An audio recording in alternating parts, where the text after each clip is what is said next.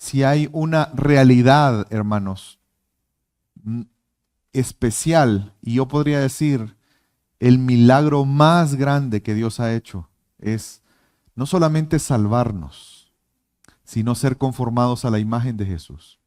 En esta mañana, a través del texto en el que vamos a estar meditando, vamos a comprender a la luz de la Escritura el propósito de nuestra salvación. Vamos a comprender la profundidad de ese propósito y vamos a encontrar ánimo, consuelo y gozo a reconocer ese propósito. Vamos a estar meditando en esta mañana en la carta a los Romanos y vamos a estar en un texto que es sumamente conocido por todos nosotros, seguramente algunos inclusive se lo conozcan de memoria. Y quiero pedirle que pueda tener su Biblia en Romanos capítulo 8. Vamos a meditar en esta mañana en Romanos capítulo 8 y vamos a darnos cuenta cómo este texto nos muestra cuál es el propósito de Dios para nuestra salvación.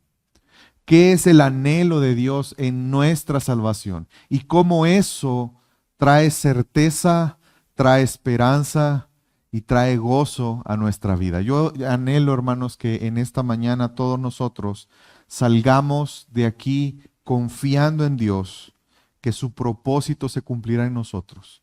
Y ese propósito es conformarnos a la imagen de Cristo Jesús. Yo anhelo que en esta mañana todos nosotros confiemos en Dios, que su propósito para nosotros es ser conformados a la imagen de Cristo Jesús. Y el texto en esta mañana, lo voy a dividir, el sermón más bien en esta mañana, lo voy a dividir en dos puntos. El primero de ellos vamos a hablar del propósito de nuestra salvación. Y en segundo lugar vamos a ver cómo ese propósito tiene una relación o tiene un vínculo en nuestra relación con Dios. El primer punto en esta mañana, el propósito de nuestra salvación es ser conformados a la imagen de Jesús. Y quiero hablarle rápidamente del contexto. Pablo ha venido desarrollando una idea que no hay condenación para los que están en Cristo Jesús.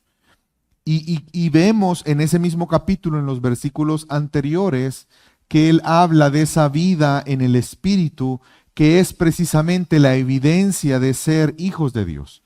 Todos los que son hijos de Dios tendrán una evidencia. ¿Y cuál es esa evidencia? Precisamente esa vida en el Espíritu. Y la cual nos hace a su vez tener la certeza de que a los que estamos en Cristo no hay condenación para nosotros. Pero también introduce el tema del sufrimiento presente. Porque pudiera la iglesia entender que el hecho de estar en Cristo, el hecho de que haya ninguna condenación, confundirlo con que no habrá sufrimiento. Y la iglesia que escuchó esta carta era una iglesia que estaba enfrentando persecución. Sin embargo, Dios a través de Pablo le recuerda a la iglesia que aún en el sufrimiento puede ver el contraste y tener la esperanza al contemplar la gloria futura. Y eso incluye el gemido de la creación que espera ansiosamente la venida del Señor. Incluye que los creyentes esperamos nuestra redención, que esa redención, esa salvación sea completa. Y eso, hermanos, trae gozo, esperanza a nuestra vida. Es decir, como discípulos de Jesús, no importa el sufrimiento, no importa las situaciones que enfrentemos, tenemos una esperanza viva. Tenemos una esperanza eterna y esa es la confianza de que Dios está obrando activamente en nosotros y está cumpliendo sus propósitos. Quiero que me acompañe a Romanos capítulo 8 y vamos a leer en este momento del versículo 26 al versículo 30.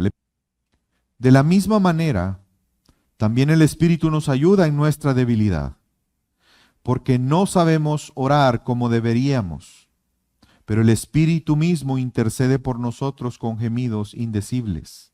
Y aquel que escudriña los corazones sabe cuál es el sentir del Espíritu, porque Él intercede por los santos conforme a la voluntad de Dios.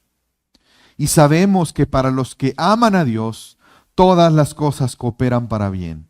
Esto es, para los que son llamados conforme a su propósito.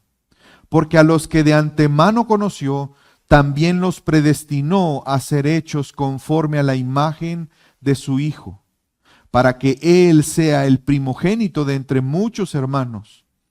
Y a los que predestinó, a esos también llamó. Y a los que llamó, a esos también justificó. Y a los que justificó, a esos también glorificó. Hermanos, este texto es uno de los textos más esperanzadores en la Escritura para nosotros, porque podemos contemplar la obra de Dios en nosotros. Podemos comprender la profundidad y la grandeza de la obra de Dios a favor nuestro. Y es que en realidad Dios obra en nosotros para el cumplimiento de su voluntad. Es decir, nuestra vida no está ajena de los propósitos de Dios. Nosotros estamos en el centro de la voluntad de Dios. Si tú eres un hijo de Dios, tú puedes tener la certeza que tú estás inmerso en la voluntad activa de Dios. Y quiero que ponga atención en este texto. Y es que está hablando al inicio y pareciera que no hay tanta relación como que cambiara de tema. Y es que el Espíritu nos ayuda en nuestra debilidad. ¿En cuál debilidad? Es específico el texto. ¿En cuál debilidad? En el hecho de que muchas veces no oramos como deberíamos hacerlo. Esa es una debilidad. Pero Dios es tan bueno y en honor a su voluntad que el Espíritu Santo nos ayuda. ¿Y de qué manera nos ayuda el Espíritu Santo? El Espíritu Santo intercede por nosotros con gemidos indecibles. La pregunta es ¿por qué? ¿O para qué? Para ayudarnos en la debilidad. Que aunque no oramos como deberíamos, el Espíritu intercede por nosotros. Y la pregunta en este contexto es ¿cómo deberíamos orar? ¿Cómo sería nuestra oración en la cual no habría debilidad? Y es toda la oración que es conforme a la voluntad de Dios. Hermanos, pero muchas veces no oramos conforme a la voluntad de Dios. Oramos conforme a nuestra voluntad, a nuestra idea, a nuestros propósitos. Pero Dios en su bondad obra. ¿Para qué? Para que el Espíritu Santo interceda por nosotros. Y lo hace conforme a la voluntad del Señor. Mire lo que dice el texto, y aquel que escudriña los corazones sabe cuál es el sentir del Espíritu, porque Él intercede por los santos conforme. Está hablando de la intervención que tiene el Espíritu Santo en saber cuál es la voluntad de Dios, y el Espíritu Santo entonces suple nuestra debilidad al interceder por nosotros conforme a la voluntad de Dios. Yo le hago una pregunta. El saber que Dios se ha tomado el tiempo, el medio para suplir nuestra debilidad, ¿eso nos hace pensar que es importante? Es decir, ¿es importante para Dios que tú y yo oremos conforme a su voluntad? Es que ese es el punto más importante. Que se haga la voluntad de Dios. Que nosotros nos alineemos a la voluntad de Dios. Y aun cuando pudiera parecer que esa debilidad que puede venir por ignorancia, incapacidad, Dios la suple por medio de su Santo Espíritu. ¿Y por qué la voluntad de Dios es tan importante en este contexto? Porque ese es el punto. Dios va a cumplir su voluntad. Ahora, lo que podríamos preguntarnos es, ¿y la voluntad de Dios es buena? ¿O la voluntad de Dios es algo que yo debo de anhelar, que es algo bueno para mí? Y lo que Dios está haciendo a través de este texto es que comprendamos cómo Dios obra su voluntad. Y en nuestro caso, cómo eso es tan bueno para nosotros. El punto es, ¿cuál es la voluntad que nosotros creemos que Dios tiene para con nosotros? Y fíjense que esa voluntad está relacionada con nuestra relación con Él. Dios tiene una voluntad general, si lo queremos llamar así. Una voluntad que aplica a la humanidad, pero también Dios tiene una voluntad específica para aquellos quienes son suyos, para aquellos a quienes son su pueblo. Y si usted se da cuenta, el versículo 28 dice, y sabemos que hay un grupo específico. ¿Quiénes? Para los que aman a Dios. Lo que vamos a leer es el cumplimiento de la voluntad de Dios específicamente para todos aquellos que aman a Dios. Para los que aman a Dios, solo para los que aman a Dios, todas las cosas cooperan para bien. Hermanos, eso es una buena noticia, ¿sí o no? Solo para los que aman a Dios. La pregunta es, ¿quiénes aman a Dios? ¿Los verdaderos discípulos aman a Dios? ¿Sí? ¿Quiénes aman a Dios? Aquellos sobre quienes Dios mismo les ha mostrado su amor. Aquellos quienes son suyos. A quienes son su pueblo. A quienes Él mismo ha decidido adoptar como hijos. Dios es bueno. Todas las cosas cooperan para bien. Pero esto es, y aquí hay una aclaración todavía más, para ser más específicos, para los que son llamados conforme a su... ¿Ve cómo hay una relación entre el orar en la voluntad de Dios y el cumplimiento del propósito de Dios? Lo que nos está diciendo este texto, hermanos, es que la iglesia, aunque estaba sufriendo en persecución, presión, recuerde que en ese contexto el cristianismo era considerado una iglesia, una religión nueva. Piense por un momento en el contexto en el que se está desarrollando la iglesia. Para muchos es una locura nueva que no entiendo. Es una nueva religión que ha surgido de un tal Cristo. Había presión sobre la iglesia, había persecución, había sufrimiento. Y la iglesia necesitaba entender que su sufrimiento no era signo de un fracaso, que el enfrentar a la presión del mundo no debía de entenderla como un fracaso, sino parte de un camino a seguir a Cristo. Asegurando además, teniendo la certeza que el amor de Dios soberano está obrando activamente sobre ellos, aún en las circunstancias de sufrimiento. Muchas veces oramos, Señor, que esto que estoy viviendo acabe. Y probablemente el Espíritu intercede, Señor, fortalécele la fe. ¿Por qué? Porque esa prueba no puede acabar. Esa prueba no debe acabar. ¿Por qué? Porque Dios está obrando su voluntad en medio de esa prueba. Las dificultades, las pruebas, las enfermedades, el perder un trabajo, el enfrentar la muerte de un familiar. Todas las cosas cooperan para nuestro bien. Todo coopera para nuestro bien. Aquellos sobre los que son llamados conforme a su... Porque el propósito de Dios está obrando en esos momentos.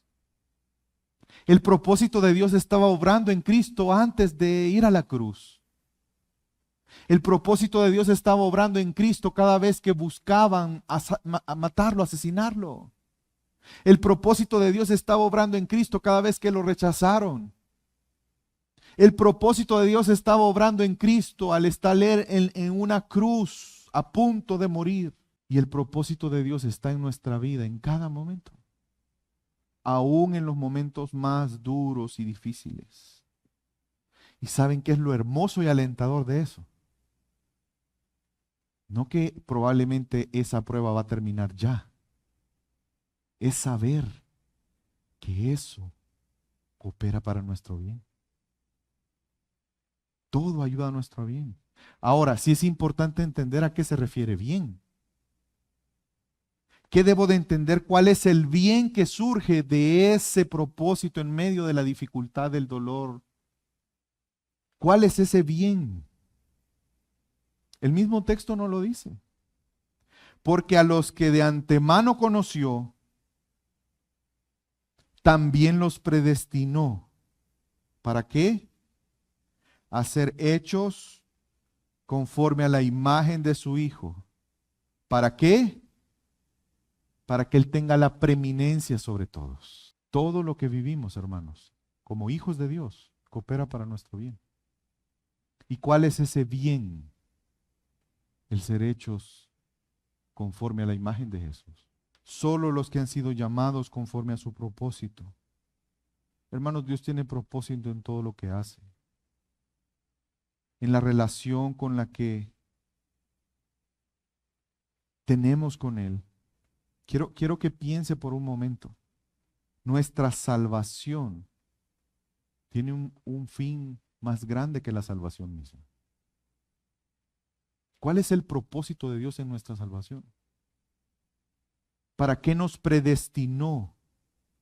Esa palabra predestinar es una palabra compuesta. Predestino, un destino desde antes. Dios te predestinó en Cristo desde antes de que tú existieras. Para una cosa. Para ser hechos a la imagen de su Hijo. Hermanos, hay algo más bueno y grande, hermoso que eso. Y todo lo que pasa a nuestro alrededor coopera para ese bien. En momentos de prueba maduramos, muere nuestro orgullo, crecemos en la dependencia, crecemos en el conocimiento de Dios. Recuerde que el hombre fue creado a la imagen de Dios, pero cuando el hombre pecó, eso se corrompió. Pero esa imagen de Dios en nosotros es restaurada a través de Cristo Jesús. Y Dios quiere cumplir ese propósito. Ahora somos conformados a la imagen del Hijo, a la imagen de Cristo, aquel que es el postrer Adán. Aquel que por él surge una nueva raza humana. Una raza que es conformada ahora a la imagen de Dios a través de la imagen de aquel que es el Hijo de Dios. Dios quiere que Jesús tenga la preeminencia. Jesús es el primero de esa nueva raza. Él vino a restaurar los propósitos de Dios. Él vino a restablecer el reino de Dios. Él vino a salvar lo que se había perdido. Y ahora en Él, todos nosotros, Él sigue obrando activamente para que se cumpla ese propósito. No hay un propósito más grande para ti y para mí en Cristo que ser hechos a su imagen.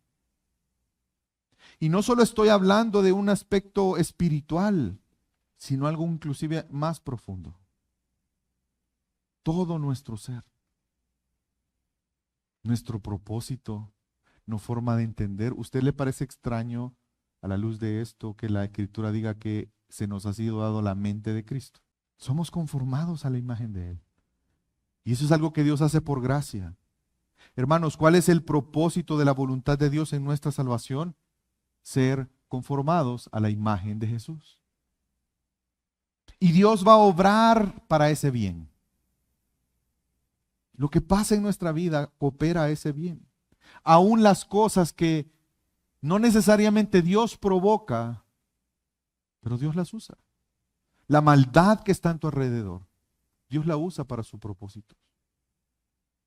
Cuando enfrentamos traición, cuando enfrentamos desprecio, cuando enfrentamos rencor, cuando enfrentamos odio. Hermanos, esas cosas Dios las usa para el bien. ¿Cuál bien? Ser conformados a la imagen de Jesús. ¿Qué implica ser conformados a la imagen de Jesús? ¿Sabes que el ser conformado a la imagen de Jesús no solamente es el hecho de que seremos semejantes a Él en su carácter? Claro, su carácter en nosotros. ¿Cómo es Cristo?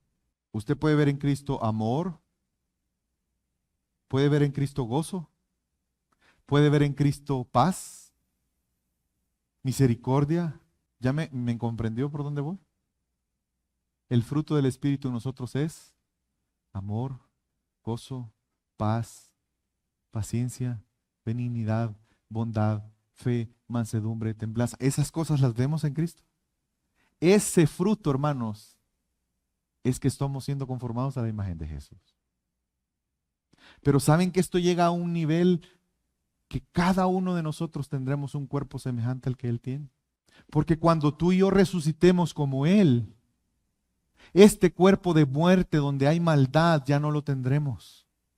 Y recibiremos un cuerpo semejante al de Él.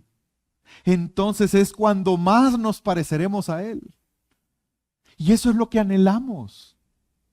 Pero no solo lo veas a futuro, sí, algún día, no sé cuántos años faltan para que eso llegue. Es que Dios ya está obrando en sus propósitos para cada día conformarte a la imagen de Cristo. El Evangelio no solo nos anuncia el perdón, hermanos, sino también nos anuncia que Dios nos salvó para conformarnos a la imagen de Jesús. Esta es la gran meta del Evangelio, que Cristo, como el primogénito de entre muchos hermanos, nosotros seamos hechos semejantes a Él. Gloria a Dios por eso.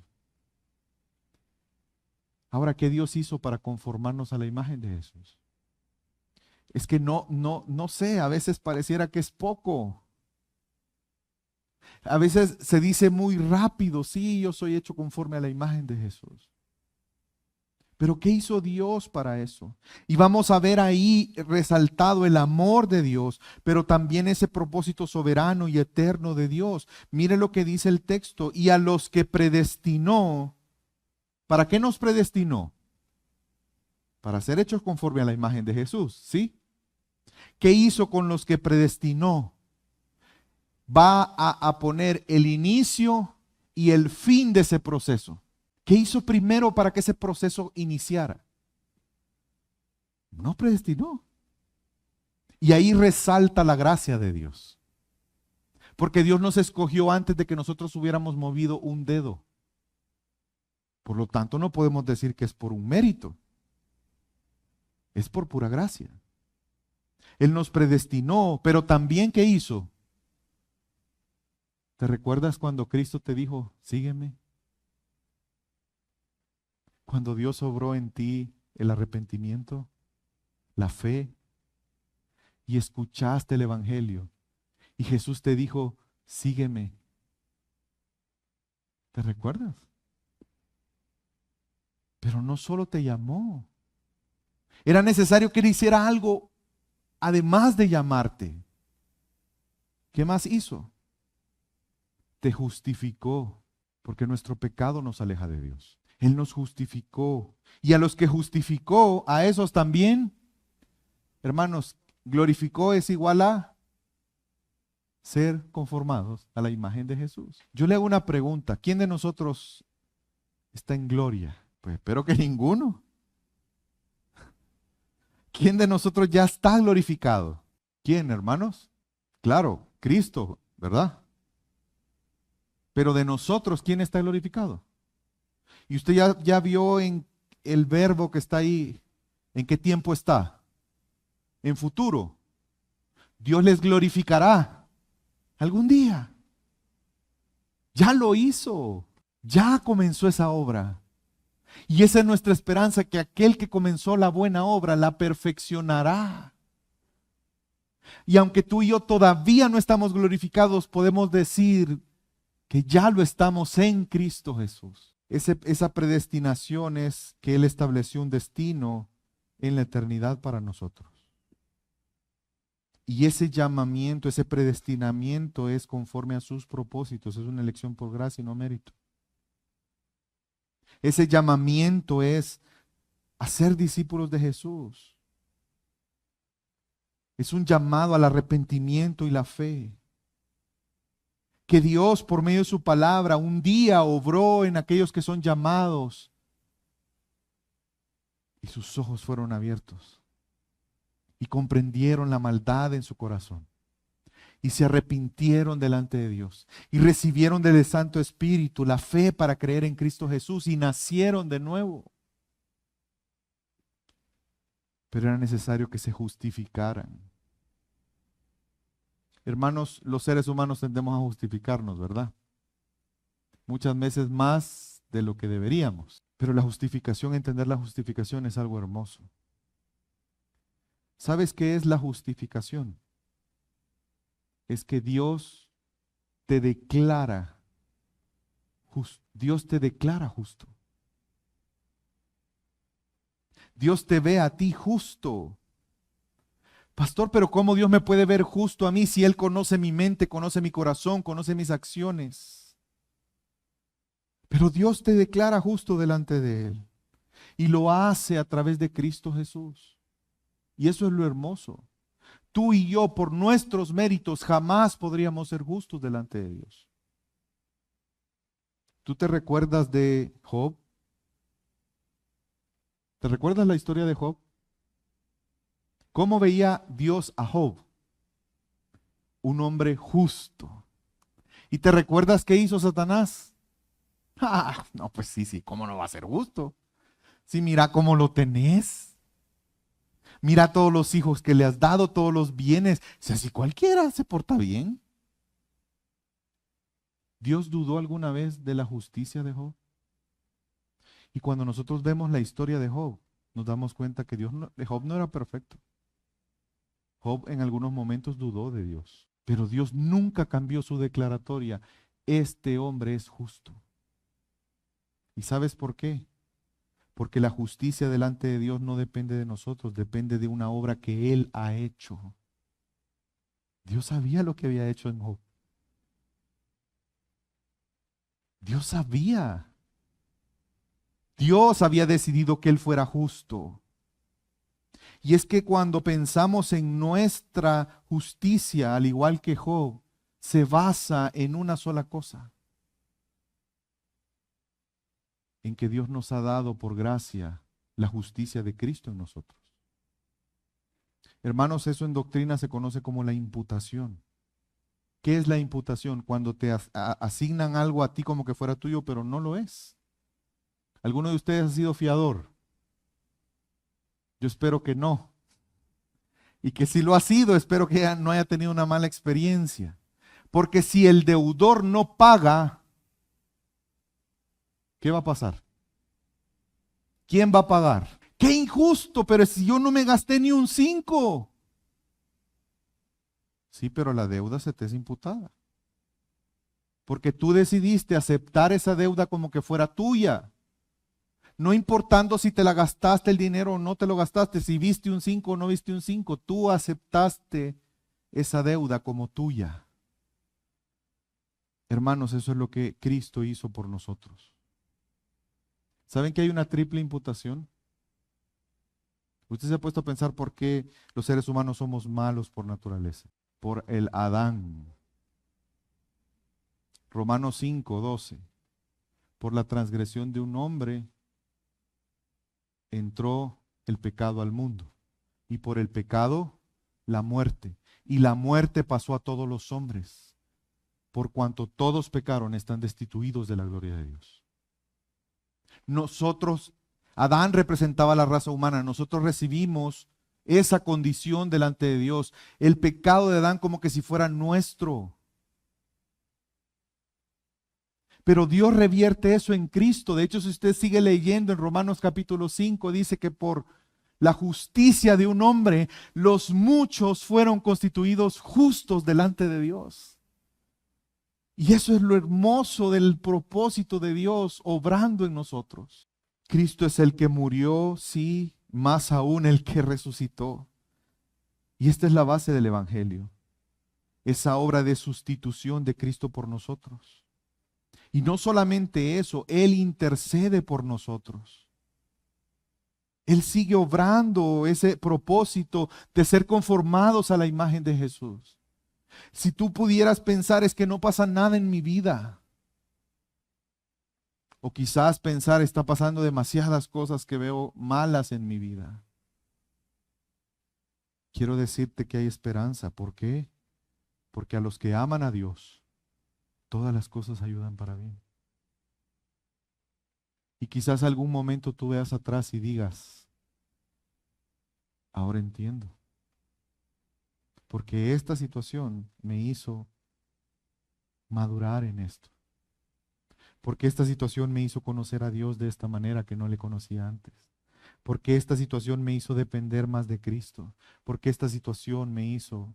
Y vemos que termina esa cadena con la glorificación, ser hechos a la imagen de Cristo en semejanza en espíritu, pero recibiremos un cuerpo semejante al de Él. Hermanos, esto nos debe hacer tener certeza en nuestra relación con Dios. Esto es el corazón de por qué tú y yo nos sentimos seguros en Cristo. Este es el corazón de si eres hijo de Dios y un verdadero discípulo de Jesús, no dudes de tu salvación, por favor. No dudes de tu aceptación delante de Dios. No dudes de tu identidad como hijo de Dios. No dudes de la voluntad de Dios que está obrando activamente en ti. No dudes de la gloria futura. No dudes de tu relación con Dios. Porque ¿sabes qué? Por esto, nada ni nadie nos podrá separar del amor de Dios en Cristo Jesús. No dudemos. Ni nuestros pecados, ni nuestra falta de compromiso. Pablo presenta a Dios como ese juez soberano, pero al mismo tiempo lo presenta como ese Salvador que garantiza la defensa, el amor, la victoria. Hermanos, y eso nos ayuda a enfrentar los temores que tenemos, que son naturales en nuestra naturaleza caída. El propósito de Dios en nuestra vida se está cumpliendo. ¿Cuál es? Ser conformados a la imagen de Jesús. Y esto me lleva al segundo punto en esta mañana. El ser conformados a la imagen de Jesús no solamente incluye en cómo reflejamos su carácter. ¿Saben qué incluye? En la relación que Jesús tiene con el Padre. No sé si alguna vez has pensado en eso. Nuestra relación con el Padre es como la relación que Cristo tiene con el Padre. No sé si eso que produce en tu mente y en tu corazón. Saber que Dios te ha amado como ama a Cristo.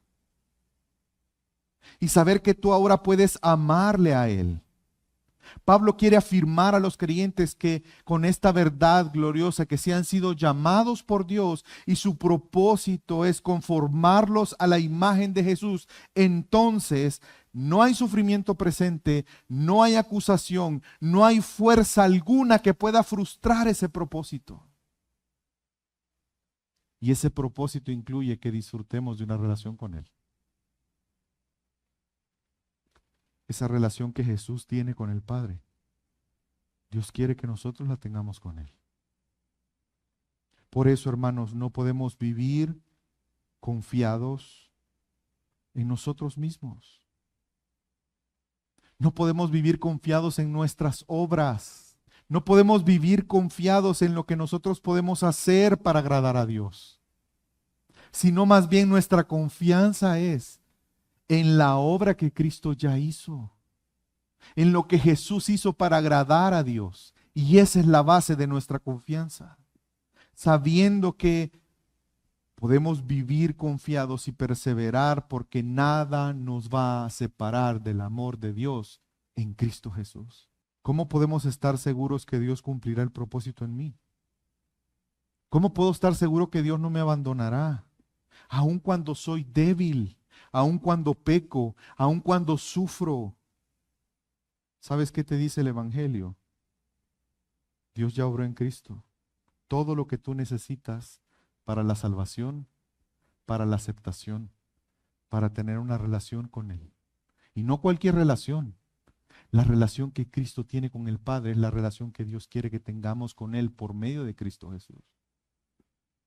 Mire lo que dice el versículo 31. Entonces, ¿qué diremos a esto? ¿Qué diremos al entender el propósito de Dios para nuestra vida? Que si Dios está por nosotros, ¿quién estará contra nosotros? El que no eximió a su propio Hijo, sino que lo entregó por todos nosotros, ¿cómo no nos concederá también con Él todas las cosas? ¿Quién acusa a los escogidos de Dios? Dios es el que justifica. Y si Dios te ha justificado, ¿quién te puede acusar? ¿Quién podía acusar a Job si Dios lo había justificado? ¿Quién es el que condena? Cristo Jesús es el que murió y así más aún el que resucitó, el que además está a la diestra de Dios, el que también intercede por nosotros. ¿Quién nos separará del amor de Cristo? ¿Tribulación o angustia? ¿Persecución o hambre o desnudez? ¿Peligro o espada? Tal como está escrito: por causa tuya somos puestos a muerte todo el día. Somos considerados como ovejas para el matadero. Hermanos, Romanos 8, 31 al 34 presenta una escena judicial. ¿Se dio cuenta el vocabulario? ¿Quién acusará? ¿Quién? Y saben que esta es una alusión a Isaías 50, versículo 8 al 9, donde el siervo del Señor es justificado por Dios y nadie puede condenarlo. Todos nosotros hemos sido justificados en Cristo. Y es por eso que ya no hay ninguna condenación para los que estamos en Cristo Jesús. Podemos recordar al siervo Job, pero nosotros mismos podemos vernos en esa misma condición. Y saben que al igual que Job, en nuestro caso, Dios nunca dudará de tu justificación, no por nuestra valentía, no por nuestro carácter, no por nuestra entereza, no por nuestra perseverancia, sino porque nosotros hemos sido justificados en Cristo Jesús. ¿Y quién nos condenará? Versículo 32, el que no eximió ni a su propio Hijo en sus propósitos, sino lo entregó por todos nosotros, ¿cómo no nos concederá también con Él todas las cosas? ¿Quién acusará a los escogidos de Dios? Si es Él quien justifica. El juez ya te declaró justo en Cristo Jesús. ¿Quién te acusará? La base de nuestra declaratoria de justos no depende de nosotros ni de nuestras obras, sino de lo que Cristo hizo por nosotros en la cruz. Hermanos, y por eso tenemos una certeza plena. Eso no es un abuso de la gracia. Eso es un disfrute de la gracia. Porque algunos a los que tú les digas, yo tengo certeza plena de salvación, te dirán, tú eres un abusador de la gracia. Porque nosotros tenemos que contribuir a nuestra salvación. Tú tienes que aportar a tu salvación. Tú tienes que pagar. Y Dios contesta, pagar. ¿Pagar el qué? Si la deuda ya está saldada. Su resurrección, hermanos, es la señal que ese sacrificio fue aceptado. ¿Quién es el que condena? Cristo Jesús es el que murió y sí, más aún, el que resucitó y el que además está sentado a la diestra de Dios, el que intercede por nosotros. ¿Ves cómo Dios sigue obrando su propósito? ¿Ves cómo Dios está obrando activamente? No solo resucitó como una evidencia de la aceptación delante de Dios de ese sacrificio, porque tú y yo podemos estar seguros que el sacrificio de Cristo es suficiente y es aceptable delante de Dios. ¿Sabes teológicamente cuál es la evidencia? La resurrección de Jesús. Por eso para nosotros es tan importante la resurrección. Porque es una evidencia palpable de que el sacrificio fue aceptado por Dios y por lo tanto las consecuencias de ese sacrificio están disponibles para todos los pecadores que se arrepienten y creen en Él. Jesús está a la diestra del Padre reinando, hermanos. Pero Él sigue obrando activamente en nosotros. Porque Él está sentado en su trono, pero no nos ha olvidado. Él está activamente intercediendo por nosotros como nuestro gran sumo sacerdote. Él está reinando.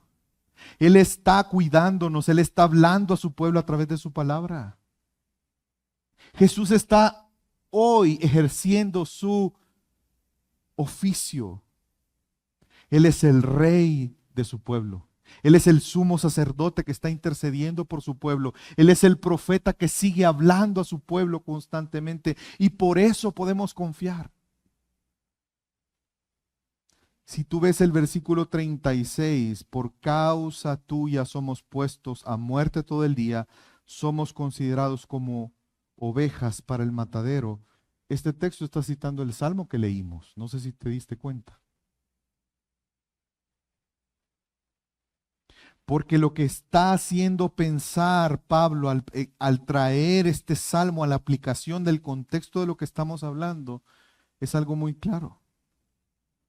Pablo está mostrando esa continuidad del propósito de Dios.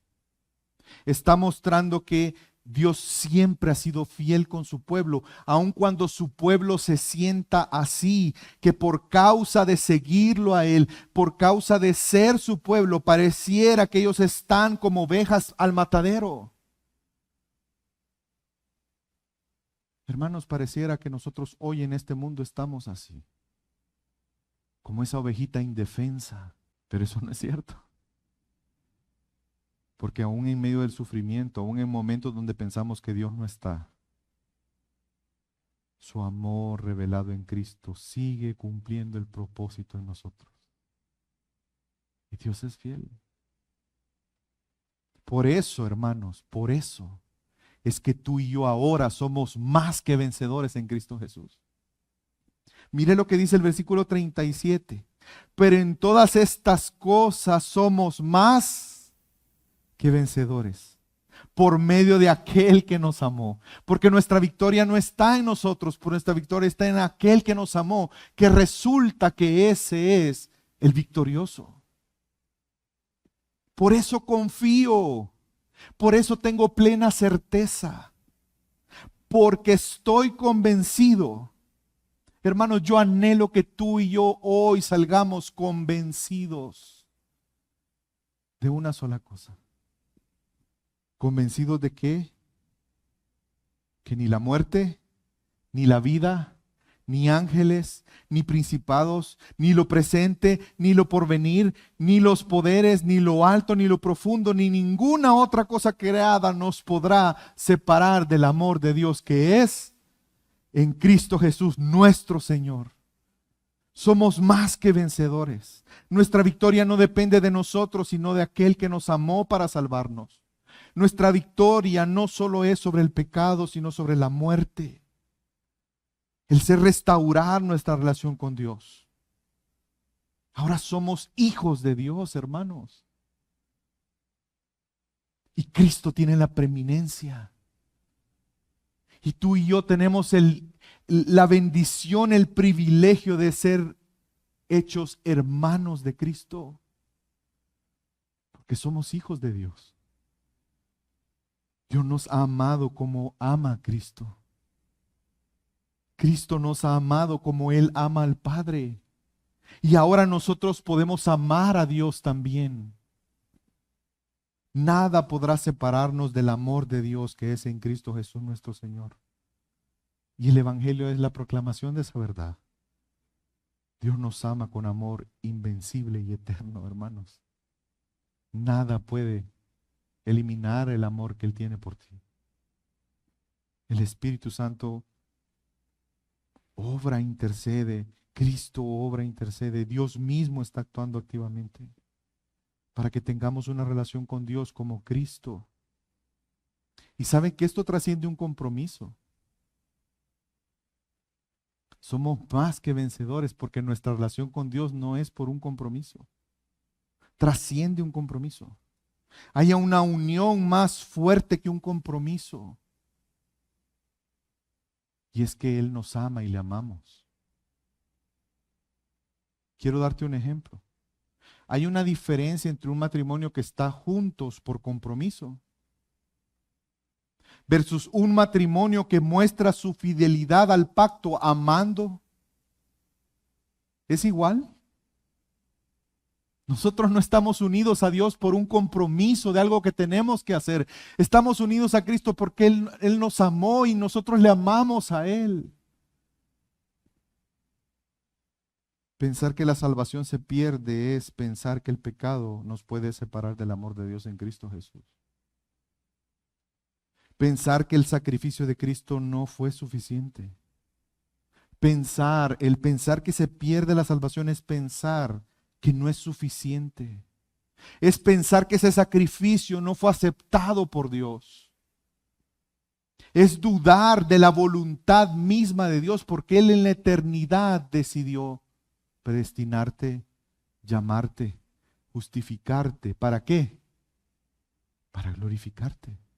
Y aquel que comenzó la buena obra, la perfeccionará. Como lo dice Pablo, por eso estamos convencidos que nada ni nadie nos podrá separar del amor de Dios en Cristo Jesús. En esos momentos de duda, recuerda esta verdad. En el momento donde el sufrimiento te lleve a dudar, recuerda esta verdad. Si estás pasando algo difícil en tu vida, recuerda que lo que Dios quiere es conformarte a la imagen de Jesús. Confía en Él. Él te ha amado y nos lo ha demostrado en Cristo.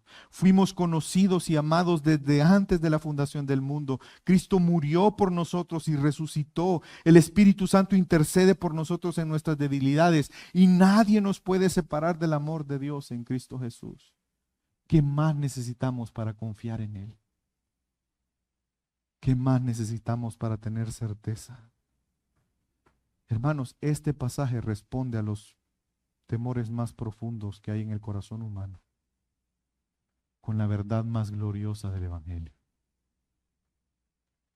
Cristo está con nosotros. Él está obrando activamente en ti y en mí. Y en momentos donde pareciera que no está, Él está haciéndolo. Confía en Él. Nada ni nadie nos podrá separar del amor de Dios en Cristo Jesús. Vamos a orar.